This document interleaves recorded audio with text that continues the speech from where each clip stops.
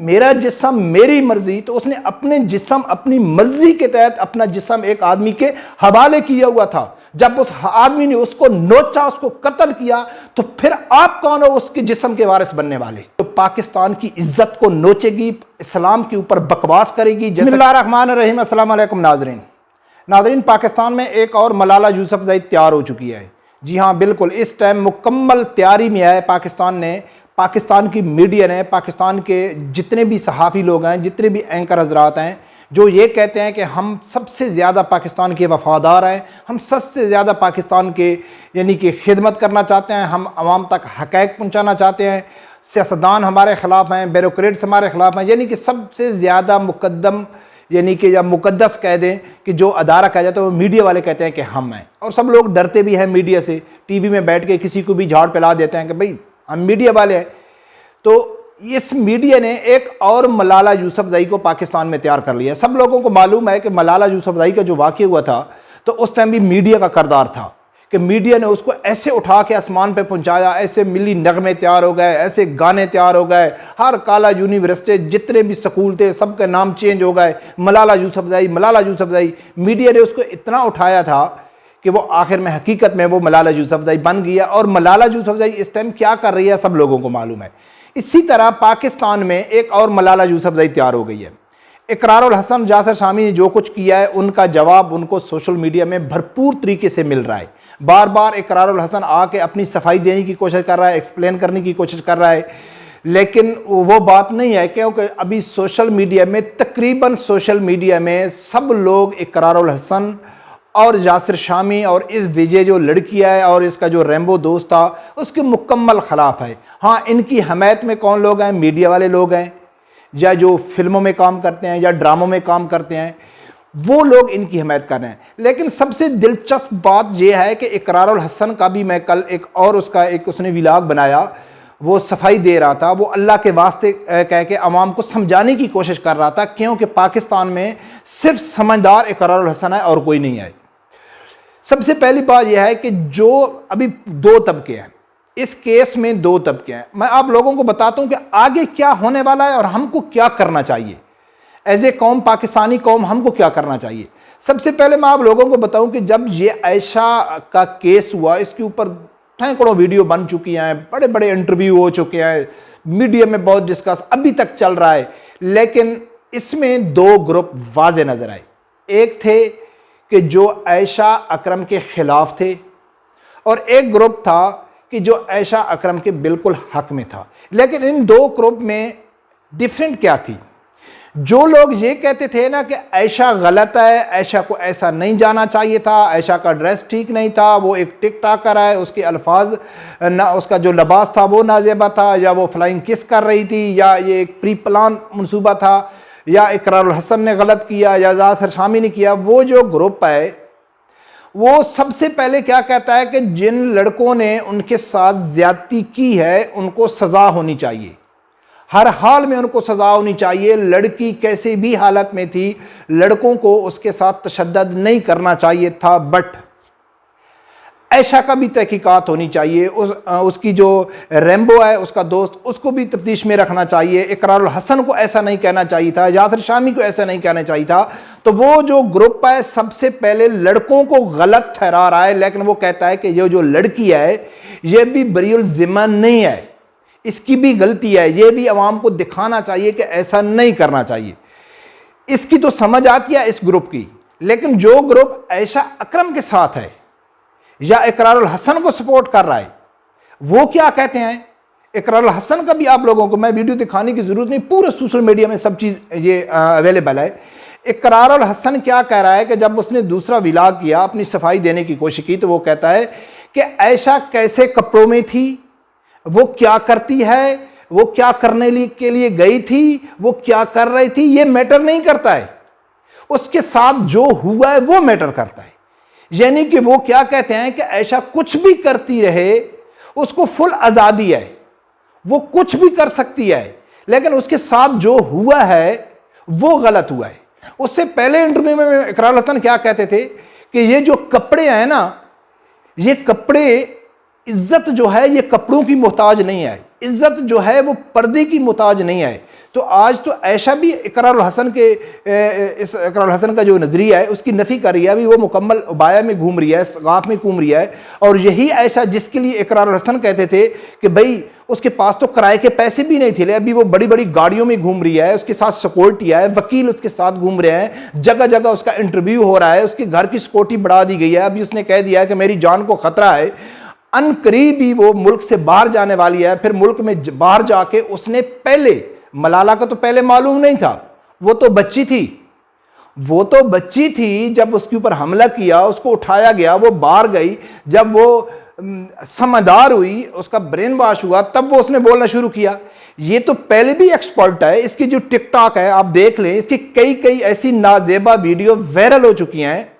इसको अपने डिपार्टमेंट से भी निकाला गया है, इसको कई जगहों में इसके ऊपर एतराज किया गया है, इसके टिकटॉक का जो कंटेंट है उसके ऊपर एतराज किया गया है। जो किसी मीडिया वाले ने, किसी यूट्यूबर ने जब ऐशा से सवाल किया, उससे ये पूछा कि भाई रैम्बो कौन है, तो वो कहती है कि बस टीम मेंबर है। लेकिन किसी ने आगे ये जवाब नहीं दिया कि आपका उसके साथ रिश्ता क्या है, क्या टीम मेंबर कह देना, दोस्त कह देना, बॉयफ्रेंड कह देना, फ्रेंड कह देना या पार्टनर कह देना, बस ये काफी है। ये जो इस्लाम का दर्स हमको देता है इकरारुल हसन, बार बार कहता है अल्लाह का नाम है, हम इस्लामी मुल्क हैं, हमारा इस्लामी मुल्क है, ये रियासत मदीना के नाम पे बना था, बाहर मुल्क में हमारी बेइज्जती हो रही है। तो उस कम वक्त को इतना मालूम नहीं है कि मुआशरे को बिगाड़ने में क्या करदार, इसका लिबास का करदार नहीं होता है, इंसान का करदार मुआशरे के ऊपर असरअंदाज नहीं होता है, मुआशरा उससे नहीं बिगड़ता है। इसको पाकिस्तान की हम तो चाहते हैं यार, मैं तो कई वीडियो में ये कह चुका हूं कि पाकिस्तान की लाखों करोड़ों बच्चियां इज्जत से, और इसी आयशा अकरम के खिलाफ, इकरारुल हसन के खिलाफ दर्जनों लड़कियों ने वीडियो बना के भेजी है। वो कहते हैं हमको कोई प्रॉब्लम नहीं है। कोई तो एक बूढ़ी औरत कहती है मैं 35 साल से टैक्सी चला रही हूं, मुझे कोई प्रॉब्लम नहीं है।